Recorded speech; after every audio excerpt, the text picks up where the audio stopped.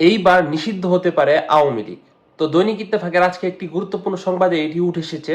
তো কিভাবে আওয়ামী লীগকে নিষিদ্ধ করা হবে বা সামনে আওয়ামী লীগের পরিণতি কি হবে সেটি উঠে আসছে আজকের এই নিউজে। তো অবশ্যই পুরো ভিডিওটি না টেনে দেখুন। তো এখানে যেটি লেখা আছে সেটি আমি আপনাদের হুবহু পড়ে শোনাবো। যেভাবে নিষিদ্ধ হতে পারে আওয়ামী লীগ। চলতি বছরের জুলাই আগস্টের ছাত্র জনতার আন্দোলন নির্বিচারে দমন পীড়ন চালায় শেখ হাসিনা সরকার। এতে অনেক মানুষ প্রাণ হারায়। পরে গণ অভ্যুত্থানের মুখে 5 আগস্ট দেশ ছেড়ে ভারতে পালিয়ে যান শেখ হাসিনা। এরপর থেকে জুলাই হত্যাকাণ্ডের বিচার চেয়ে শেখ হাসিনা ও আওয়ামী লীগের বিরুদ্ধে একের পর এক অভিযোগ আসছে আন্তর্জাতিক অপরাধ ট্রাইব্যুনালে। এইবার যদি আওয়ামী লীগ নিষিদ্ধ হয় তবে সেটা আন্তর্জাতিক ট্রাইব্যুনালের কারণে নিষিদ্ধ হতে পারে, এমনটা নিউজের প্রথমে বোঝা যাচ্ছে।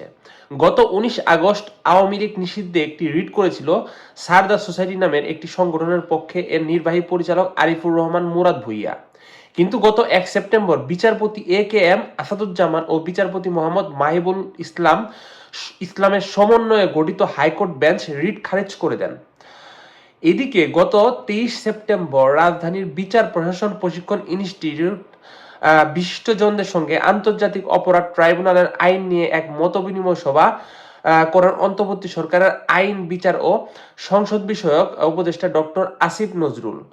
সবাই গণহত্যায় কোনো বাহিনী বা দলের সম্পৃক্ততার গুম, খুন, যৌন নির্যাতনকে মানবাধিকার বিরোধী অপরাধ হিসেবে গণ্য করা ও জড়িত রাজনৈতিক দলকে 10 বছর নিষিদ্ধ করা সহ 8টি সংশোধনীয় প্রস্তাব আইন পাশ করেন মন্ত্রণালয়ে।